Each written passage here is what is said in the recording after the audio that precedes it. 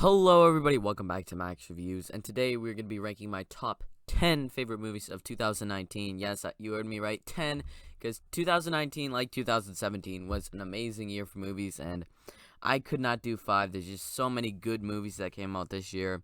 Not as much as 2017, but still a pretty good amount of good movies, so this is Max Reviews. I'm Brayden, and coming in 10th place here is going to be the Lego Movie 2, the second part, or Lego Movie, the second part.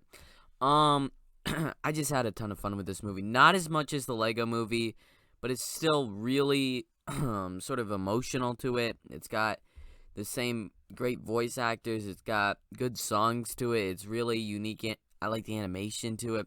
The humor is great, and the references are all wonderful. I just love this movie. It was probably one of the first movies that I saw on this list that came out 2019. I didn't really see a whole bunch of movies that year, but this movie it's fun, it's funny. I know Lord and Miller didn't return 100% to direct and do everything, but still, it's got that sort of energy to it and that fun vibe to it that I would say it's a worthy sequel to the Lego Movie while not being as good.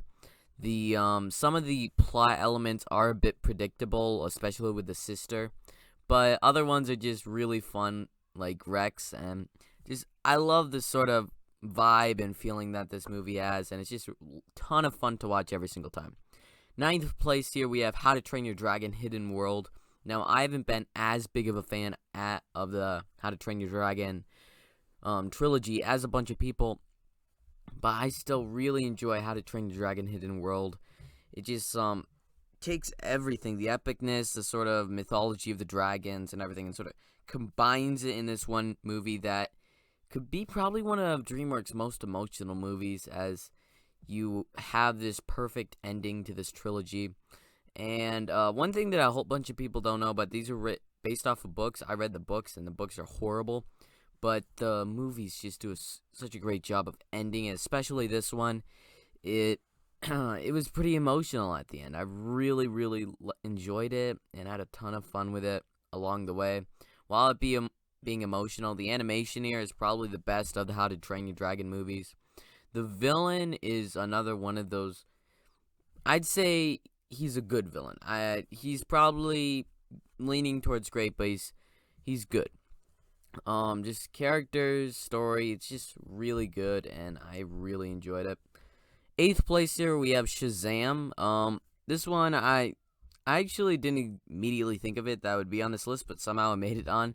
So I just have a really fun time watching this movie, as you have Zachary Levi plays Shazam in the movie, and he's great job at it. It's a fun movie. There is some tonal inconsistencies here when you have a movie that my little brothers would love to watch with a kid who is in an adult's body that's got superpowers, but it also has a bunch of just demons biting people's heads off at times, which sort of, it's a bit weird tonally that way, but I still have a ton of fun watching. It's funny, it's heartfelt in the end, it's got a pretty good villain, and I have a fun time watching it with these Lego Movie, just like Lego Movie 2. I just enjoy watching it. It's one of the better DCEU movies, and I don't think they're going to be able to do as much with the sequel as they did with this movie, but it's just a really great concept, and really they use that concept of the boy in the man's body with the superpowers, and it makes it really funny. Other than a few tonal inconsistencies, this is a really good one. But there's a bit of a gap up here from 8th place to 7th place. These next ones are like really high up there. 9 out of 10 or more. So with that said, 7th place here is going to be Jojo Rabbit. I was not expecting this movie to be nearly as good as it was, just with the cast here, amazing. Taika Waititi did an amazing job on this movie with it being funny and also pretty brutal at times and dark, really dark at times, where it feels weird at times, just how it does it. And people have been sort of comparing Belfast to this movie. I really don't think Belfast is nearly as good as this movie. I've seen different versions of this kind of, this kind of story with, You have the Jewish girl who they gotta save or something like that, like a young boy's perspective on some horrible events that are occurring. And I think this movie just does it the best because first off, you have Taika Waititi behind the camera and also on the camera, who's just playing Hitler, who does a great job at it. You have the kid actors who just do a great job at what they're doing. The sort of ending feels great. It gets dark, but it still has this sort of happiness to it that seems like this boy would have if he was in the situation. So I really enjoyed this movie a lot more than I thought I would. Just the actors, the kid actors, the actual actors. Scarlett Johansson does a great job here. Taika Waititi is amazing. Just great set of characters and sort of world that you have here with the Nazis going on. It's just very, very good movie. Sixth place here, we have John Wick Chapter 3 Parabellum. With all the John Wick movies, a bunch of people said they thought this was the worst, and for me, I'm just thinking this had the best action that I've probably ever seen in just an action movie, because it's just so insane, over the top. It's not over the top, it's just insane, and I have no idea how they did most of the stuff. It looks so fluid. It's really amazing action. And then there's also the aspect of a bunch of people are like, how the movie ended was a pretty big problem for them. For me, I don't think it was that big of a problem, but for me, all the John Wick movies are at this same level. I don't know, John Wick 3 might have that edge up on it, but all the John Wick movies just have this same level of I just love them all. This one especially just looks amazing, great action, and it is so tense throughout the entire movie because John Wick is being hunted. It's just nail-biting, time-ticking insanity, and just how it ends, it's really memorable for me. I love it. It's my sort of action movie where you have, in the end, him defending the house and then just blowing guys' heads off. My sort of John Wick movie. Absolutely love it. Can't wait for the fourth one. I know a whole bunch of people were sort of disappointed that they sort of set up the sequel instead of ending the franchise and that they might be stretching out too long. I just got introduced to this franchise under a year ago. I'd say like maybe a bit more than 6 months ago. And so I don't want them to end the franchise already. So really excited for the Chapter 4 and really enjoy this movie. Fifth place here, the first movie that I actually had to check out, 1917. A bunch of people said this is like one of the best movies of the year. And I gotta agree with them. A bunch of people said it's like top 3. For me, it doesn't exactly get there.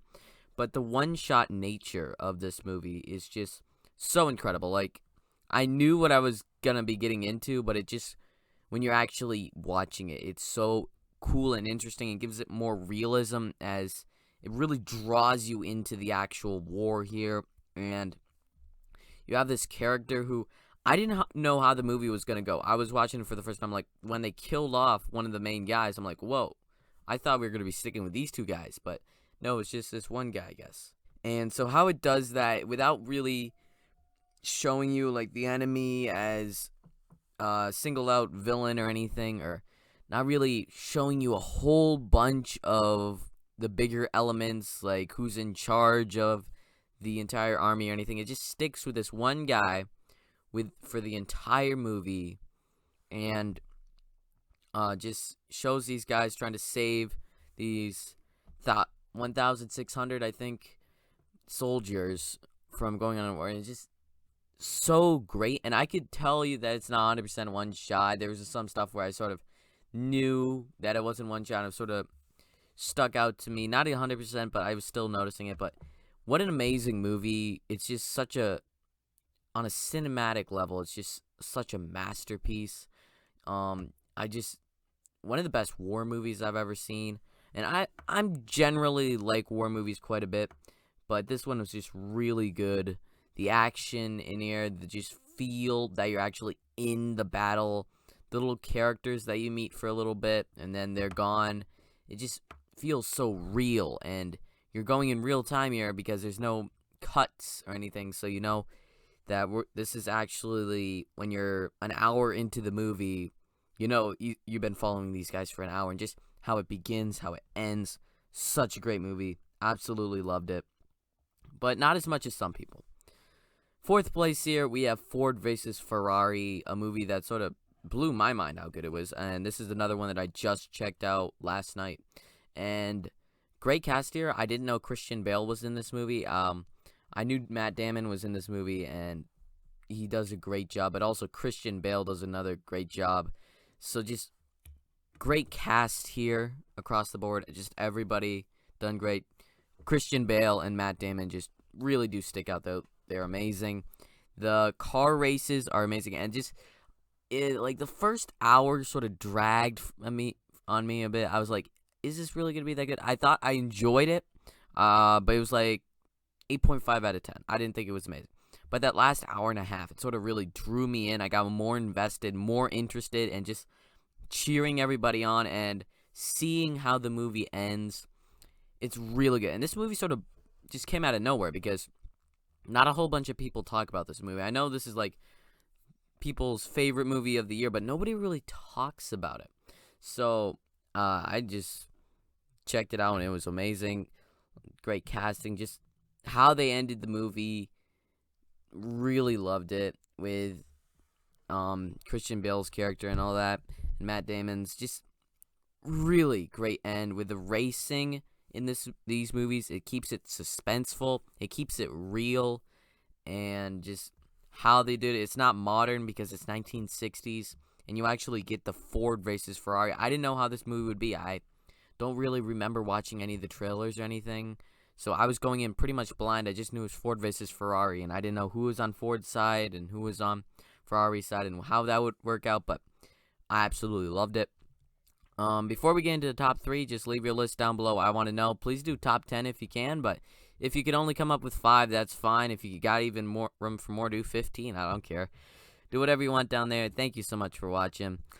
And third place here is going to be Avengers Endgame. Now, the reason that this movie isn't like first or second spot, because it could be, it's really sort of pushing second spot, but I didn't see this movie in theaters, so I don't have that insane, like, whoa, I saw in theaters, and it was the huge cheers and all that insane stuff like I do for Spider-Man No Way Home.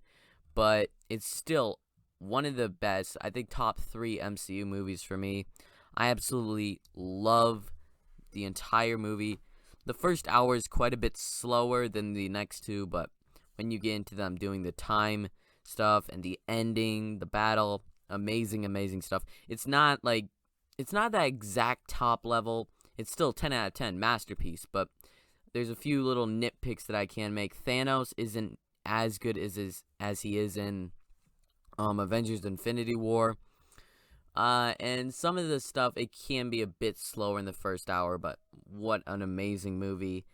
It's, for me, I guess your opinion can be decided quite a bit if you see it in theaters or your experience watching it. I was just watching it at home with my sisters for the first time, I think 2 years ago, and that was my experience watching it. Whereas if you had seen, say, some of these other movies in theaters, they would probably be more sentimental to you, like Spider-Man No Way Home was for me. So just the memories and everything sort of do influence it. And unfortunately, I couldn't see Avengers Endgame in theaters, but I do have amazing memories of watching it. Second place here, we have Knives Out. Absolute masterpiece. One of my favorite mystery movie of all time, where you have this giant cast of characters where each has their own quirks and things about them. And one thing that I didn't really think about, that when I rewatched this movie that sort of stuck out to me, that I didn't really talk about in my review for it, but just sort of thinking about it now, this movie has quite a few main characters. Like, even if you look at the case, there's a ton of main characters. You have this main character, but you also have all these characters in here. And it balances it very well. Like, if you think Eternals and stuff, when you have that many characters, it doesn't usually work. But for this movie, it does, because they each have their quirks and stuff that they're memorable. That's another thing that really pushes this movie up. That everybody's memorable in this movie. The twists and turns are amazing. Some of the best twists and turns I've seen in a movie ever. I watched this, I think in like December of that year. Maybe it was January, but I saw it sometime in 2019, and I just loved it first time I saw it, and I love it even more now. The cast all around the board is amazing. The just twists, turns, cinematography, how it looks, the feel, the vibe. I absolutely love this movie. Considering putting Endgame ahead of it, but I gotta put Knives Out in first. Like, I think it's a better film overall, and absolutely amazing. And just I'm praising it so much, but it is that top level. But coming in at number one here is gonna be Joker. Joker, a movie that I didn't exactly see in 2019. I think I saw it for the first time last year and sort of blew my mind how amazing it actually was. Joker in The Dark Knight is one of my like favorite villains of all time, and this has got to be another one of my favorite villains of all time slash characters because Joaquin Phoenix does such a great job and is such a great actor who I don't think gets as much recognition as he probably should, because he does this movie, whatever he's in, I've seen him do amazing stuff, and he really shines in this movie where he does the real Joker, the origin story, where some origin stories you don't want to know the person